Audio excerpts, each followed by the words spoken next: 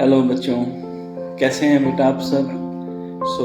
कल class 10th का बहुत ही इम्पोर्टेंट एग्ज़ाम है साइंस का।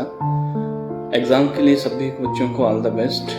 सभी बच्चे अच्छे से पेपर आप सबका होगा। कुछ इम्पोर्टेंट टिप्स हैं बच्चे आप लोगों के लिए, जिसके ऊपर आप लास्ट टाइम पे लास्ट मिनट में कुछ काम करेंगे।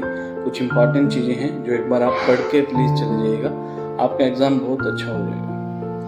बायो सेक्शन से अगर हम बात करें तो बच्चे नेफ्रॉन का स्ट्रक्चर जरूर पढ़ के जाइएगा, डबल सर्कुलेशन जरूर पढ़ के जाइएगा, हार्ट का स्ट्रक्चर जरूर करके जाइएगा, एंड देन हार्मोन्स, प्लांट्स के, एनिमल्स के इंपॉर्टेंट फंक्शंस अच्छे से पढ़ के चले जाइएगा बेटा। Breakdown of glucose by various pathways अच्छे से पढ़ के चले जाइएगा।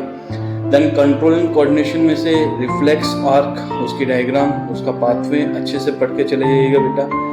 देन अगर हम केमिस्ट्री सेक्शन की बात करें तो रिएक्शंस अच्छे से पढ़ के चले जाइएगा। एनसीईआरटी की जितनी भी एक्टिविटीज़ हैं उन्हें थोड़ा सा देख लीजिएगा।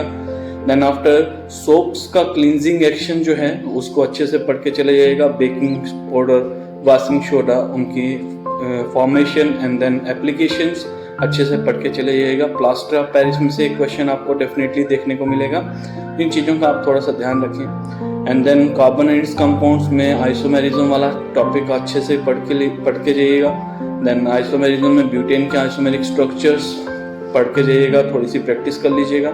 केमिस्ट्री सेक्शन की बात अगर हम करें तो लाइट चैप्टर में से आपको न्यूमेरिकल देखने को मिलेंगे। साइन कन्वेंशंस आप जरूर एक बार पढ़ लें। साइन कन्वेंशन के साथ में आप मैग्निफिकेशन वाला टॉपिक जरूर पढ़ लें। फोकल लेंथ कैसे फाइंड आउट की जाती है, रेडियस ऑफ कर्वेचर क्या है, नेचर ऑफ इमेज, पोजीशन, ये सब चीज़ें अच्छे से प्रैक्टिस कर लें। एनसीईआरटी के जितने भी क्वेश्चन हैं थोड़ा सा देख लें। बेसिक ही न्यूमेरिकल आपको पूछा जाएगा। रे डायग्राम बच्चे जरूर से प्रैक्टिस कर लें। देन एटमॉस्फेरिक रिफ्लेक्शन पढ़ लीजिएगा। एंड देन डिफेक्ट्स ऑफ आई जरूर पढ़ के चले जाएगा। हाइपरमेट्रोपिया, मायोपिया, प्रेसबायोपिया, ये सब चीज़ें पढ़ के चले जाएगा बेटा। ओजोन लेयर डिप्लीशन किस तरह से हो रही है, ओजोन लेयर डिप्लीशन का क्या इफेक्ट है, ये चीज़ें आप जरूर पढ़ के चलेगा।